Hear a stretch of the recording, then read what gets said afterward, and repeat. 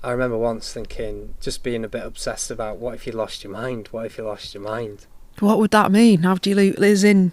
Just completely going crazy and just not understanding reality. And Welcome to Curious Chats and Kind Acts, the podcast that celebrates difference, kindness, and the little things we can all do to make our world a better place.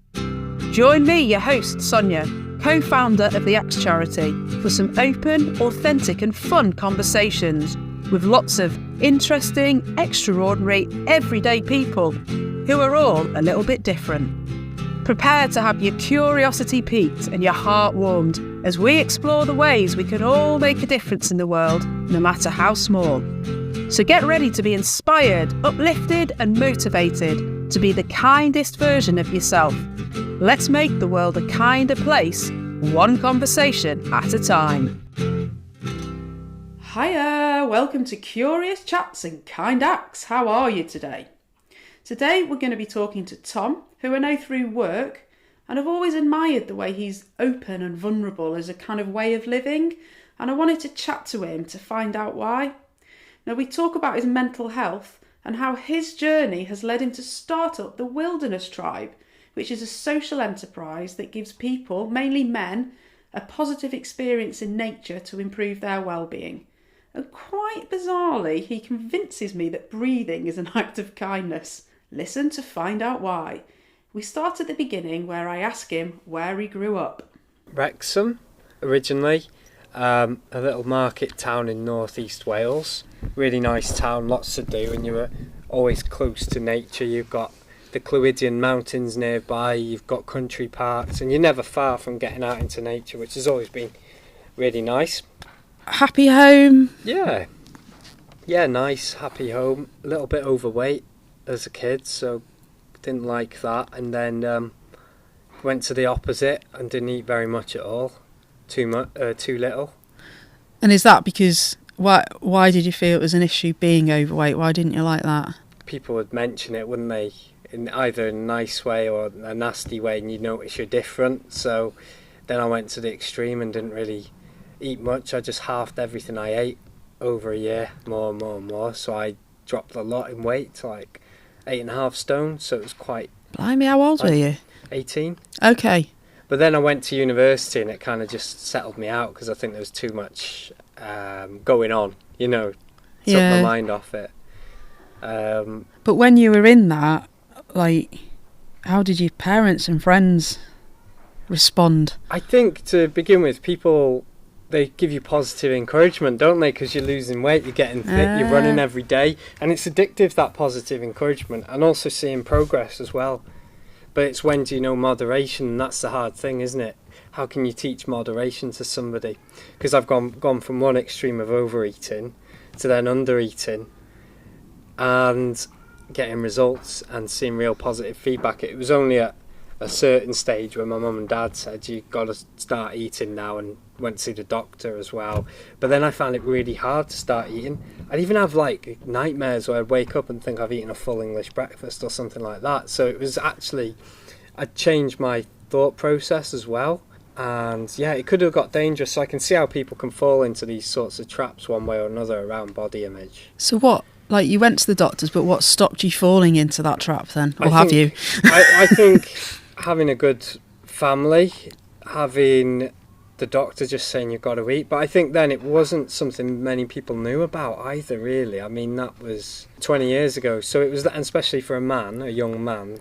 And it was kind of like, maybe it was kind of like bulimia. I've not really thought about this much now to this podcast, actually.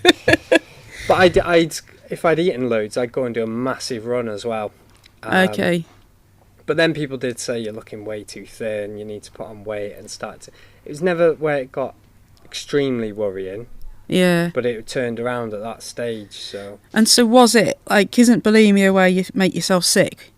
Well, that's what people used to think, but also it's also about other ways of reducing calories as well, isn't it? So I think, making yourself sick, but also it can be extreme exercise as well. I think it can also be, taking laxatives and stuff like that just to, get food out of you as well. So for you, it was lots of exercise to counter eating. Yeah. But then I think I've got quite a black and white personality, and I've over time that's got less and less as I meditated and learnt things. Because you go on a journey, you go on a journey about yourself over time, don't you, and what works for you as well. I don't know. I don't. What? Don't you know? What? So you've gone to uni. You're a bit thin, but you've been the doctors and you've been told you've got to eat more. So you're trying to manage that. And then it's funny. The obsession around eating completely went after during university, because there's too many things to learn and get distracted by as well. New things, drinking, meeting new people, partying, learning new things. Funny because it just took that spotlight off weight onto other things. So interesting how your mind can spotlight one certain element and really focus on it, for good or bad as well. Yeah, wow, that's great. Yeah. And so uni, you didn't really think about that, and was your mental health all right then, or? I think I remember once thinking, I'm depressed, and not thinking what it was. If no one tells you, you don't know, do you? So you can struggle in silence for a bit. So it was up and down a little bit, but I was quite obsessive about things then as well. Maybe it went from food to other things. I remember once thinking, just being a bit obsessed about, what if you lost your mind? What if you lost your mind? What would that mean? How do you lose in? Just completely going crazy and just not understanding reality, and that sort of like what is my reality? Is that because the thoughts in your head? Yeah, it was be like, well, what if I got sectioned? Okay. And you're jumping, you're not living in the moment, are you? You're going straight down the line to worst case scenario. Right. So your thought process is there, where I don't know what I'm feeling, but it isn't normal. Yeah. But then they spiral into... That's right, yeah, absolutely. Yeah, spiral's a good word for it as well. You go spiral downwards, can't you? Or you can spiral upwards with things as well. But it wasn't till after uni that I realised I had maybe a mental health issue. And there was an advert on the radio saying 1 in 3 people will suffer with their mental health. I thought, wow, maybe I've suffered with that as well. Because it's anxiety really, I think, focusing on certain elements just for a long time and really worrying about them that are out of your control really. And what kind of examples of that? It feels out of your control. Yeah, I don't want to say. That's fine. Yeah. Yeah. And that's because they still have that power of fear over me, if you see what I mean. That's interesting. Even after all this time, it's still... A little bit, yeah. Like a Pandora's box, you don't want to open it. That's the thing. If it's shut, I feel. And if you voice it, I mean, don't say anything you don't want to. That's not about this. But if you voice it, then you're opening Pandora's box. Sometimes a little bit. Maybe when because this time of year I'm not so good. It's a bit like, I'm a bit more careful as it's coming into the winter months. It started when I was really young, always thinking, what if I needed a toilet? What if is there a toilet near here? And obsessing about it. And then as I got older, it'd be like, what if you got this illness? How do you know you've got this illness? And then you can Google it, and then you go down a spiral there, and Google can't tell you one way or another. And then even if you ask a doctor, they can't 100% tell you sometimes. Yeah. Or your mind, doubt is quite a hard thing to deal with, isn't it? Your mind will go, well, how qualified are they? Have they ever dealt with this before? And it's funny how your mind can turn against you in certain ways like that. Maybe there's a stronger point to it as well, which is I can really focus on things that I really enjoy for good periods as well, which is good, but balance is the most important thing, isn't it? So trying to mellow that, because when we look at nature, everything's in balance, in harmony as well, isn't it? So you'll have some positive obsessions, is that bring you enjoyment? I think so, yeah. I don't know, cooking. If you think about cooking, you'll be, I need to cook this food and this food, and that's right. Yeah. Obsess about. Or climbing is for me at the moment, thinking about that all the time, training for how to get my flexibility for it, all that sort of stuff. Or gardening, it's like a whole world, isn't there, to explore and look at types of plants, what's edible, what isn't, how you grow things better, how you take cuttings, all that sort of stuff. But I'd say that's normal, positive, healthy, exciting. Absolutely. So at what point does it become obsessive anxiety, or like how can that become too much? It's when that spotlight goes on to negative things, I think. Yeah. And you're constantly thinking in the same way about negative things and going down that spiral. And can you not stop those thoughts? I mean, this is probably really naive and stupid thing to ask, but can you not stop those thoughts and I go to think about these happy things, or is that not how it works? Sometimes. I think if you can catch them early enough, then sometimes, yeah. But I always think mental health is made up of more than just thoughts. It's also feelings associated with thoughts as well. So it could be any sort of thought. You know, some people are scared of driving. And it's maybe not the thought of driving, it's the feeling associated with driving itself. Some people are scared of dogs. Maybe the dog's the cutest little fluffiest thing. And logically, they think, well, there's nothing to be scared of, but the feeling alongside that is mismatched with the thought. Okay. That's my take on it anyway. And actually, feelings are something you can't really ignore because they're... Yeah, because they're there and they can last for a long time, can't they? Yeah. I ever think back, I haven't experienced mental health to poor mental health to extremes, but certainly when, I don't know, I was made redundant and things like that, I was awake at night having these repeated thoughts going around in my head. But yeah, I just had this feeling of dread inside. And even I actually got into Pokemon Go and started off, I'd be just walking for miles catching random Pokemon. It was something inside that I couldn't let go of. Is that? Yeah, that's it. And I think the two fuel each other, feelings or emotions, feelings, and they fuel thoughts, don't they? I feel this way. So you get that thought, what was it I was worrying about? Then the thought comes. Right. And the thought makes you worry, and then you get the feeling, and it's like a vicious cycle, isn't it? So doing things like you're saying, like distraction techniques and things, can be really good to break that cycle, because you stop the thought, or you stop the feeling.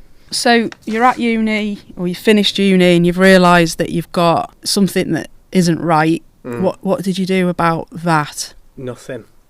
Because it can take a while to actually understand its mental health. Sometimes you think these thoughts are real, you know, they are real issues, but then after a while, from learning, you start to think, well, maybe this is a mental health issue.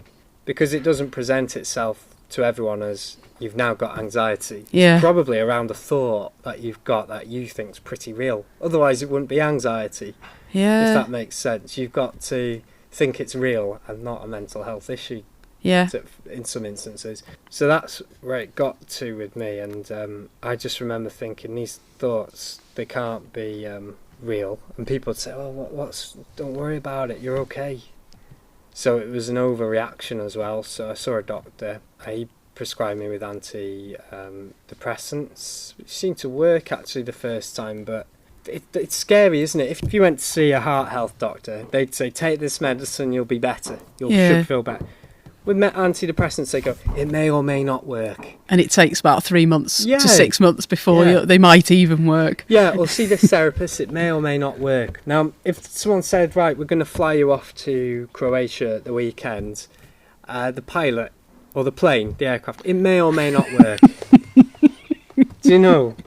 That's the real scary thing about mental health, isn't it? It's not on par with other things, and I think we're at this stage now where we say it's good to talk, and that's great, but then what? Yeah. Because I always try and talk to people to help them as well, but then it's like, well, they've said it, they've shared it. I can't necessarily do anything about it or try and fix someone. Yeah. So where do we go next? And I think that might be a new bit of learning within mental health that we need as a society. Yeah. So you have been the doctors, you're on antidepressants, and they might have worked a little bit that time.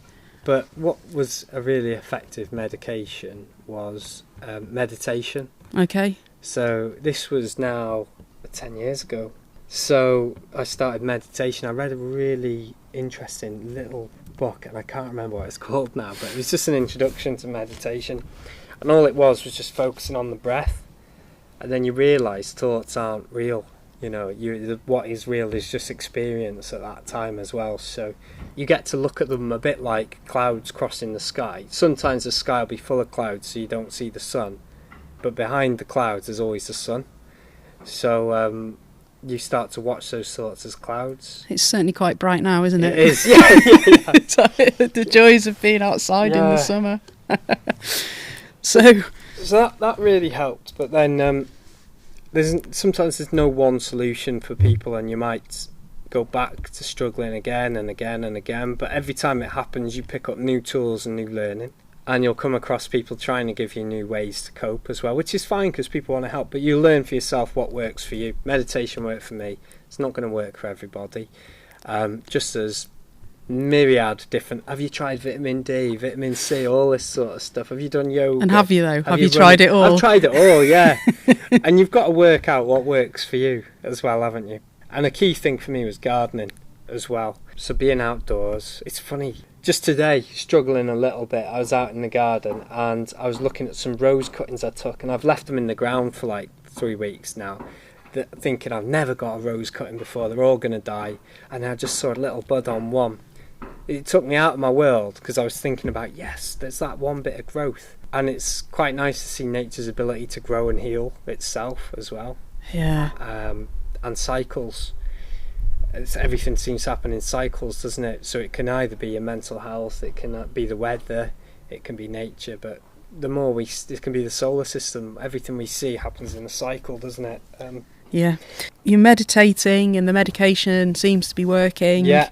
And then carry on with your life. That's right, yeah. Where are we up to? You've got a job you've left uni. So I worked as an estate agent. That was a really stressful job, actually. I can imagine. Wait there. Yeah. You went from politics to an estate Yeah, everyone agent. says that. Yeah. Explain. I wanted to call it the Socialist Estate Agents Company, but yeah. Or the left wing, yeah. No, and yeah, I did that because I had it as work experience when I was 14, and in 2007 and 8 there was the big banking crisis, so there weren't many jobs, and I didn't work as hard as I should have at uni, so I went straight into doing this. But I was good at it. You can be good at something but hate it as well, can't you? So that was quite a stressful period, and I didn't realise, still then I didn't know about mental health, and I was thinking, why the hell am I getting chest pains on the way to work and this sort of stuff, tightness in my chest. Wow. And like shouting in the car to myself to just relax. Sounds weird, that, doesn't it? But like, just to get stress out. And did it help? It did work, yeah. Just screaming in the car. That's weird, isn't it? But do you still do that? No, I don't. I'm going to try it. Yeah. And then I got the best job. One of the best jobs I've had was in the Red Cross, working in Wrexham Hospital. And it was a whole new world to me where people weren't, it was less ego driven. Obviously everyone's got egos and things to be proud of, but it was about helping people who come out of hospital settle in. I couldn't believe it was a job. I was going around talking to all these generally older people with fascinating stories, learning about their lives, helping them out, and I felt great, and it gave me a real buzz, and I had a little team, great team to work with, and that was fantastic. Yeah, and then I did well and I got promoted, so I moved over to Leeds. And they were a great team there, but I got really homesick and I missed so I'm not really a city person. I missed the nature, I missed my wife, my girlfriend at the time, and moved back to this area. And I love this area because you've got the mountains nearby. You've got Chester, which is like a village, to be honest with you, with nice bars and things and family. Yeah. And I know there's this thing that, it's good to travel, but I also think there's something wired in us to love the area we're at, where we're from. We're connected with the land. Is travel more of an invention of new monetary making? Is it a way to make more money? I don't know. It's good for you, I can tell you that, but there is something to be said about where we're from, I think, as well. Well, and you spend a lot more time at home, don't you, than you do travelling, which is usually for holiday. But do you think going away to Leeds was a wake-up call to recognise that actually home was really important? Yeah, absolutely. And pace of life as well. Not being in the city, it's quite nice. being connected with nature and being close to family. So I moved back to this area, and that was brilliant.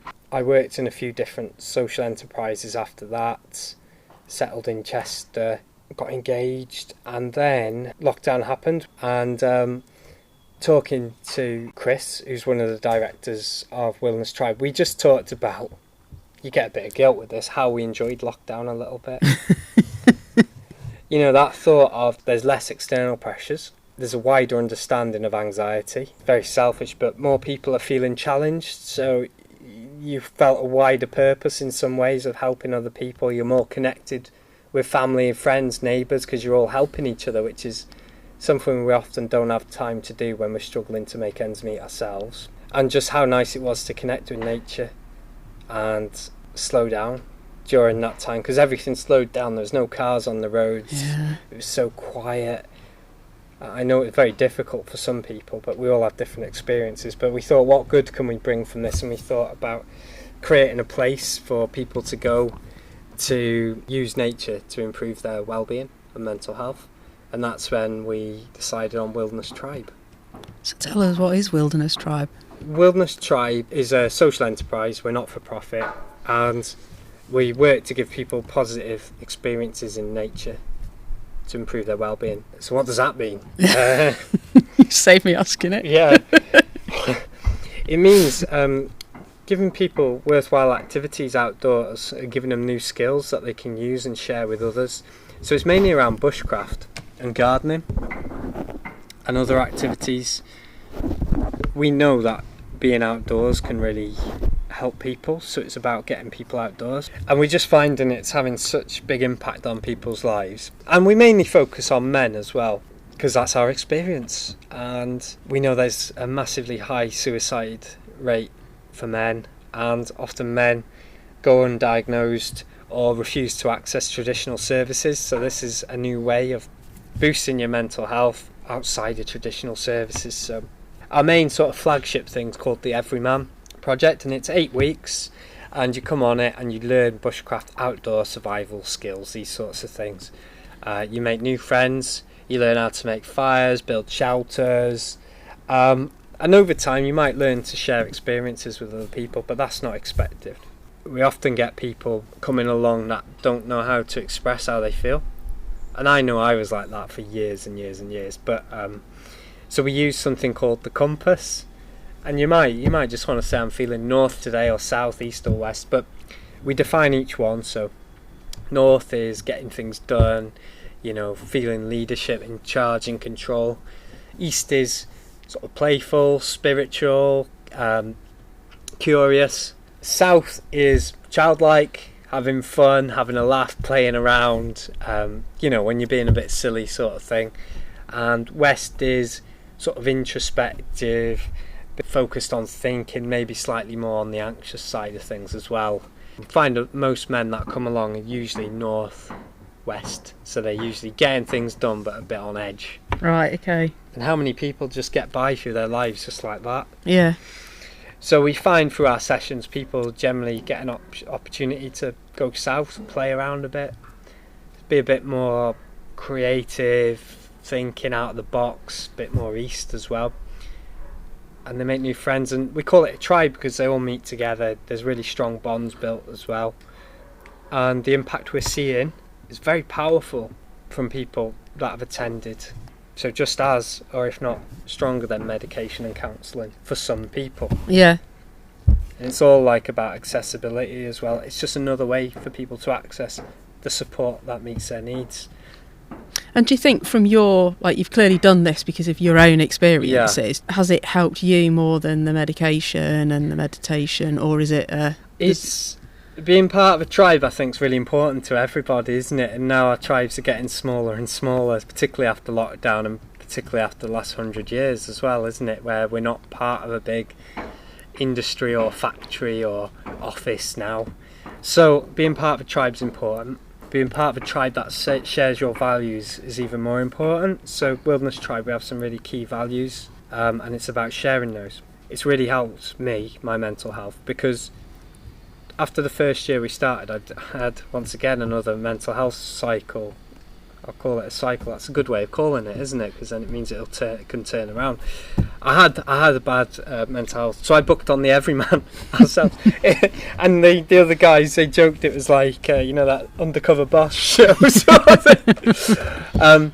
But it was so good for me. And at the end of it, we put all our skills to the test, and I slept in a shelter that we built. Obviously, part of it, I thought a badger was going to come in and eat my face in the middle of the night. But actually, it was so good to do it. And I woke up and like a little robin landed next to me, and I was feeding it popcorn. I was like, this is amazing. And I made some really good friends.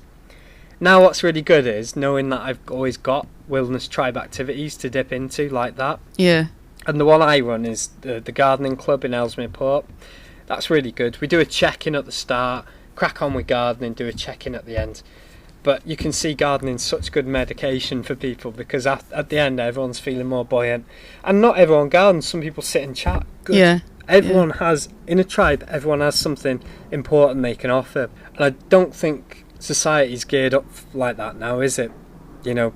What can you offer? How can you make money out of this? Yeah. And there's a big chunk of society that's seen as not offering, potentially, from a business perspective, from a capitalist perspective, which is, well, what do you offer if you're jobless? And it can be a really horrible place to be in. Whereas in a tribe, everyone's got different skills. So at Gardening Club, we've got people who are like the opposite of me, really organised with our sheds. We've got people who expert in knowing different types of soil or the crops to plant. Some people really handy with DIY.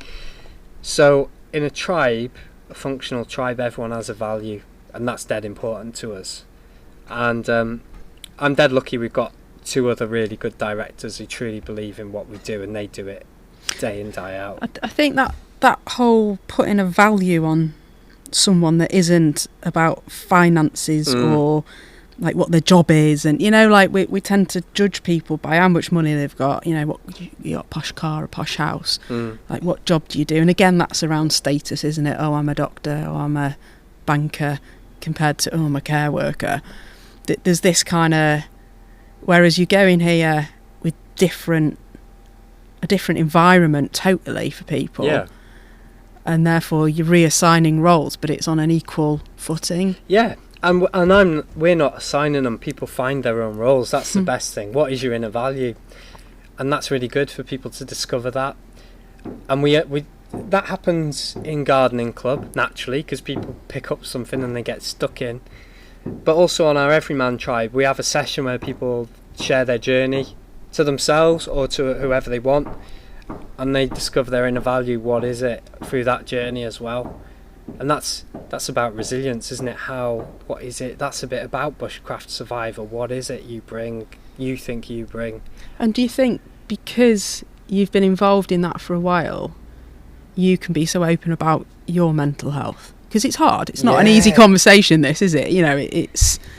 But actually, by you being honest about your mental health, how many other people... do you know what? I feel a bit like that. But it's still hard. So do you think, like, you've done it a few times, I'm assuming, now at the tribe? And, and that... Yeah, we got this session called a fire circle on a Tuesday, and there's something really quite primal and basic about sitting around the fire, particularly in the darker days, and just sharing how your week's gone. And then, because I know men, and a lot of male carers, they'll pent it all up how they're feeling. Yeah. So they've got to be strong for the child or for their wife or for their job or whatever it is. So just giving them an outlet is really good. And it's funny, when you're looking at a fire and not somebody else, it's something hypnotic about it. You'll open up a lot more. That's what we found, and that's really popular for a lot of men. Yeah. There's some dip in and dip out of it as and when they need it. I'm one of those as well. I'll dip in and dip out of things. Because you talked about like your cycle, didn't you? So actually it's good that you've got a tool there for when you like, and how low can you dip? Can it go, like, have you reached that where you felt like you've needed to be sectioned, or have you always... No, and that's I don't know. I felt really low in the past, really struggled in the past, but now it's over a shorter period of time when it happens, and actually I know I've got these things in place: family, gardening, tribe, gardening again, meditation, yoga, running, exercise, lots of tools to dip into.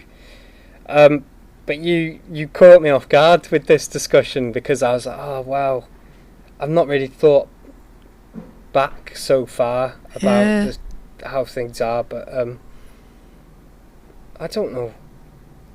Sometimes it's like, I've got asthma, I just accept it. I've got to take an inhaler sometimes, or hay fever or what have you. So that's the way I see it now. Yeah, you've just, and it's almost, I think what I'm hearing is that you can't stop it. No. You've just got to almost ride it out, knowing that you will come up, because past has told you that you do. And so actually all you can do is give yourself as many tools as possible in that. I can't imagine how horrible it is. You've just got to ride it out until, and then what? Do you just feel a bit better one day? Yeah, one day you're just like, where's it gone?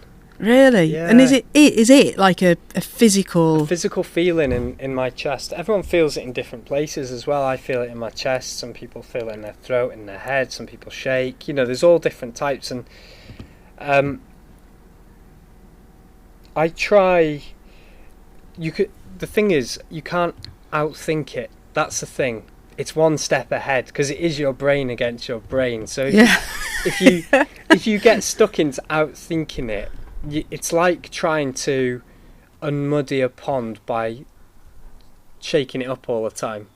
I love that. It's your brain outthinking your brain, because it's you. It's a duel, isn't it? Now, the thing with meditation's told me is that there's something behind thoughts. So you can observe your thoughts. So maybe that is you. If you are not your thoughts, but you can observe them, maybe you're the observer. Yeah. That's deep. Yeah. So when it is bad, I always just think, just show up. Yeah. Just keep showing up, and it can be really hard, but that's the best thing to do. Just keep showing up. And that works for me. One of the things that I found really difficult is everyone comes to you with their own solutions, and I'll try them all, thinking they're a wonder thing as well. Have you tried saunas? Have you had a massage? Have you taken this, that, the other?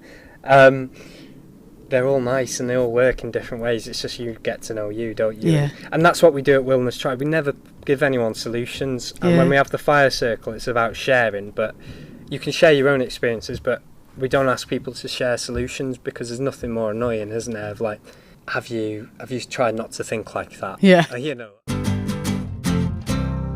For me, an act of kindness is you actually being prepared to share what you're feeling, because if someone else hears that, and that can help them just a tiny little bit, knowing that someone else feels like that, then for me that is a kindness.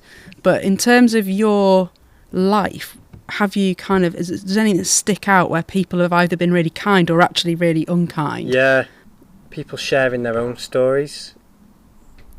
I don't think there's room for stories that much in society now, but maybe back in the day we didn't have TV. We watch other people's stories, but they're created to be super exciting and dramatic. Yeah, but actually the authentic stories people share that I've found in Wilderness Tribe with other people, you become more authentic, because you think, I've had similar to that, and they've shared theirs, I can share mine. It's one of those things, like, a little bit of kindness can send you down the right path, can't it? It can change your path as well. A word that somebody said to you can really transform how you're feeling that week as well. Understanding. I think I've been really fortunate. I've had lots of acts of kindness, and that's helped me, and the best thing we can do is keep that weather system of kindness moving along, isn't it? Keep it moving. So would you say you do some acts of kindness as well? Have you got any that you do for others? I think one thing I try to do is when I meditate, I try and do it for other people, thinking if I become more aware of my thoughts and my behaviours and things, then it'll actually help other people a little bit. It'll help me be a bit more aware of other people's feelings and more compassionate. And one thing I have found is how often, and I'm just as bad at this, but how often do we not think, we just react, we're just in autopilot as well? So when someone cuts you up in the car on the junction, how often do we just jump and press the horn without even thinking? And what I found with meditation, it gives you half a millisecond just to go, you have a choice. Yeah. And then I found, I can go down that path now and get angry and rile myself up for no reason, beep, get really annoyed, swear in the car, get mad all the way back home. Or I can just let it go. Yeah. And that's the thing, I think what I've learned is meditation is about letting go. You're not adding anything to it. It's seeing the world just without these extra thoughts, patterns we put on it as well. And I wish it worked in other areas of my life where it was more like, I want a cake, I want sugar. Yeah. And instead of going, hold on, think about it. But it just gives you that gap, I think, of not acting in reaction. Yeah, I like that. And helping you be more autonomous, self-controlled outside of these chemicals that are rushing around our body, these patterns of behaviours we've grown up with, for one way or another.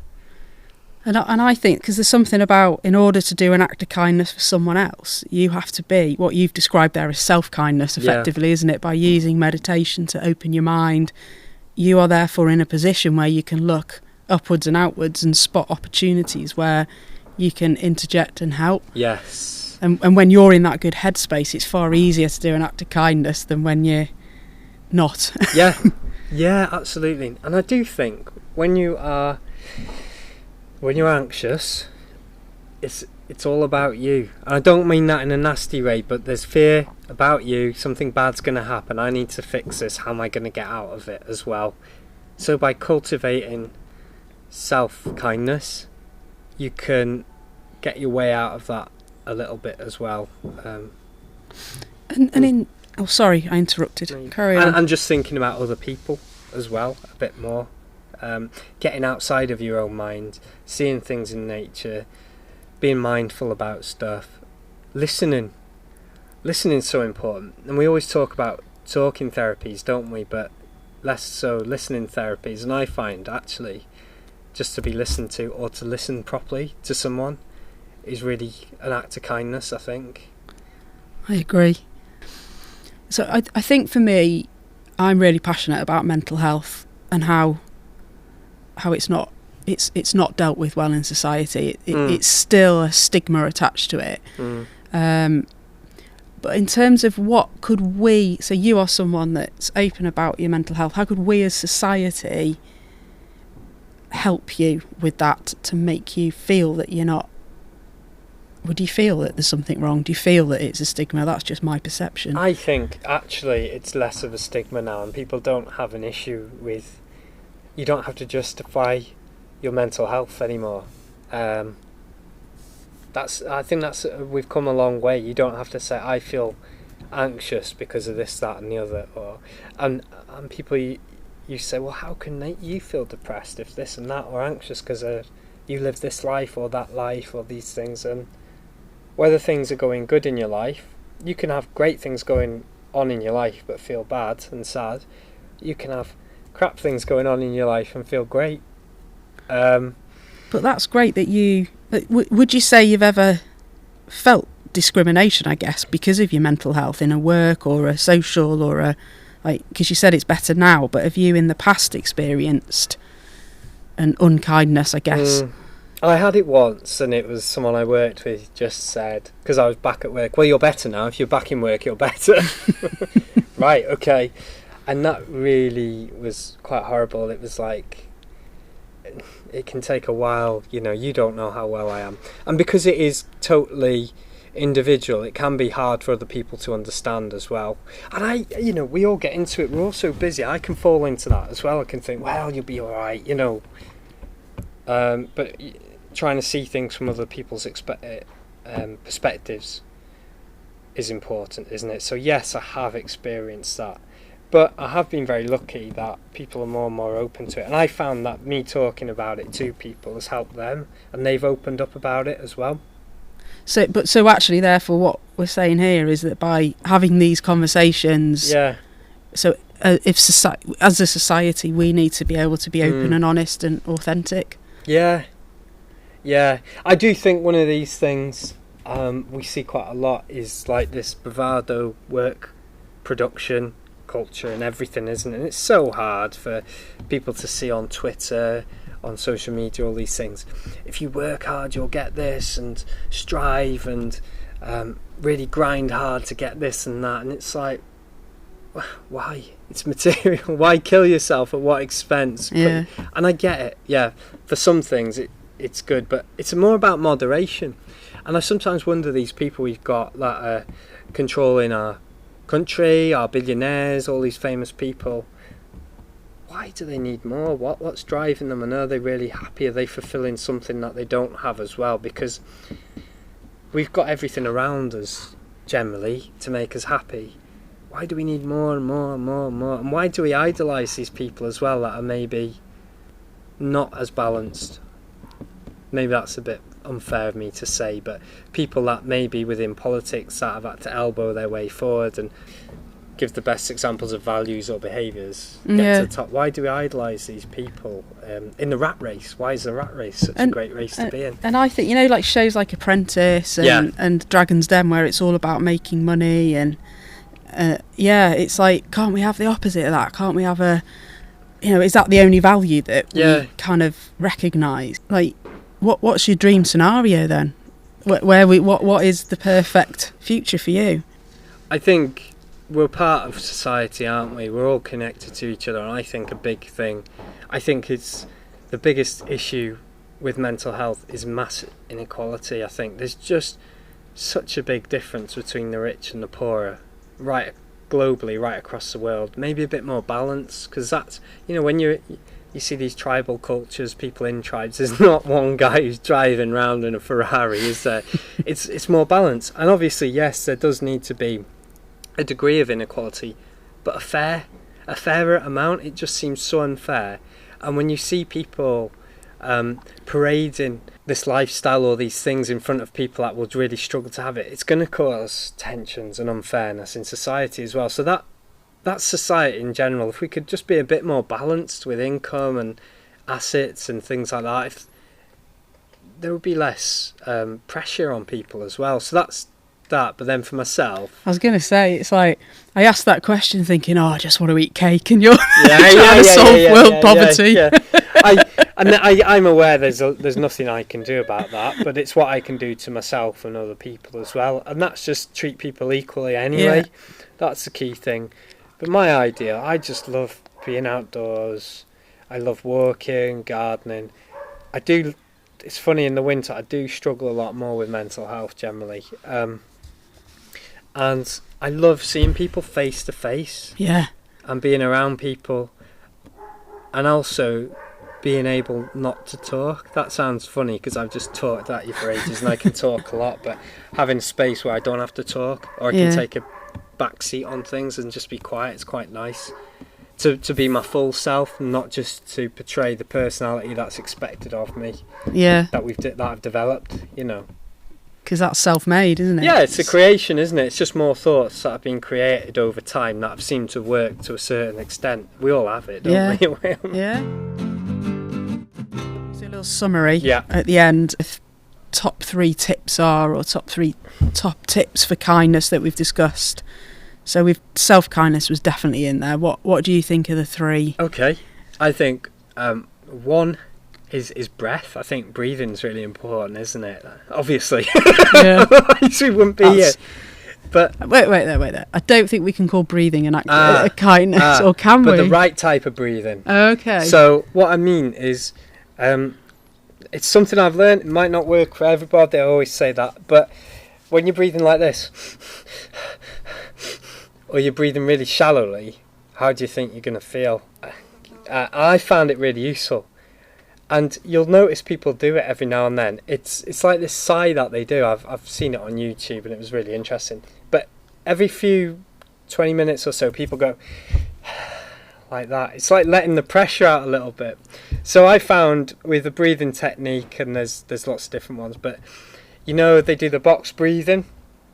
Where you breathe, you imagine a box, or a rectangle's actually quite good, or a box. But you breathe in for 4 seconds, hold it for 4 seconds, breathe out for 4 seconds, breathe in, and you focus on that, and you just become fully aware of your breath. And it's like a mindfulness.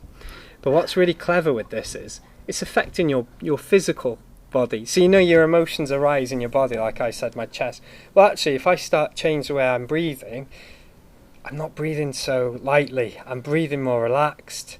So one key thing I'd say to everybody is to check out breathing techniques for relaxation. That's something I've found dead useful. Can't believe I'm letting breathing into the kindness summary, but it's in, Tom. It's in. Right, number 2. Breathing.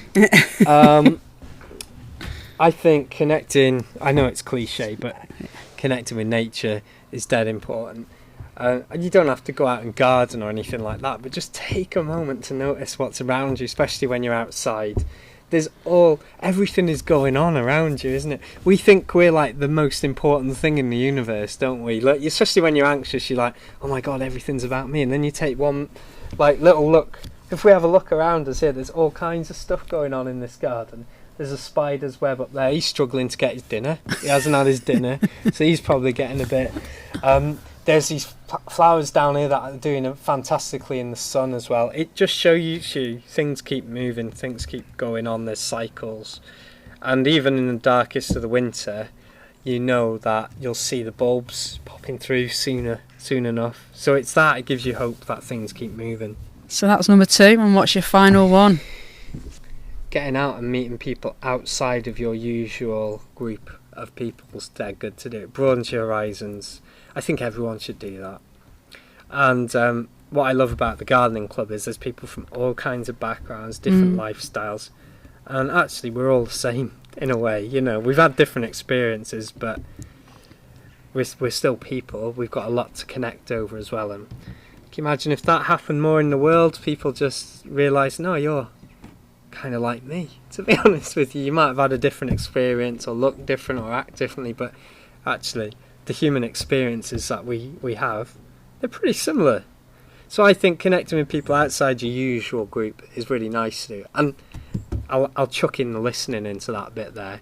Actually listening to people and their experiences as well. You're investing in the kindness bank there, aren't you, in the kindness economy by meeting new people and connecting with them. So that's my I love it. I that's a good place to end. That's one of the whole point of the podcast. Thank you very much, No Tom. worries, thank you. Thanks so much for listening to this episode of Curious Chats and Kind Acts. It was lovely to have you. Can I just say a massive thank you to all the people that we've interviewed who have been so honest and vulnerable with me so that we can have these real life stories to share with you, our wonderful listener.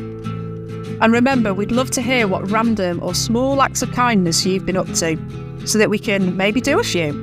Find us on all the socials, TikTok, Facebook, Instagram and Twitter, and all our /ActsGB, that's ACTSGB. And drop a comment on our feed, tweet us, or even send a photo. Let's build our kindness community together. We'll read some of our favourites on future episodes of Curious Chats and Kind Acts. And you never know, we might even have a go at a few of your ideas ourselves. Watch this space on the socials. For more information about the Acts charity, including how to donate to us, head to actsonline.uk. See you next time!